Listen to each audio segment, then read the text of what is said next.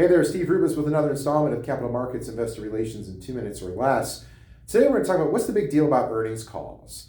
And earnings calls are the fundamental building block of relentless communication between companies and investors. And the goal should be that your earnings call is must-see TV. You want to engage as many analysts and investors as you possibly can. And to be successful, there are some rules that will drive you to a successful outcome. At a high level, there's two drivers of success. Has management convinced investors that they have the right operating plan for the business? And has management convinced investors that they are the right management team to execute that plan over the coming quarters and years? Now, there are three components that drive a successful earnings call.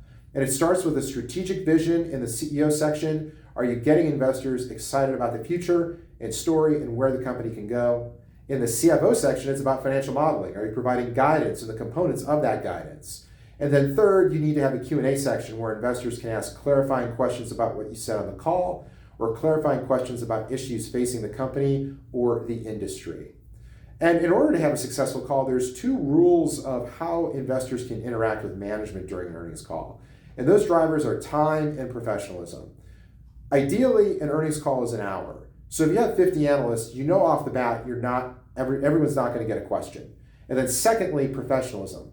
If an analyst is negative and has been combative in some way with the company, he or she is going to lose her privilege to ask a question on the earnings call.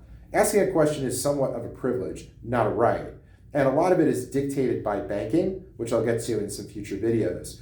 And the key here to getting around some of the objections is consistency. Speak to everyone regardless of the rating after the call and make sure you're reiterating the same messages and same information with each of those people you talk to. And so at the end of the day, if you follow these fundamental rules, you're going to make everybody happy. And you have to remember, an earnings call is a showcase for the company. It's meant to allow the company to illustrate what they're doing, where they're going, how they're growing, and why investors should be involved. It's not a platform to have combative or argumentative dialogue. Thanks for watching. Always here to help with your capital markets, investor relations, and corporate finance needs.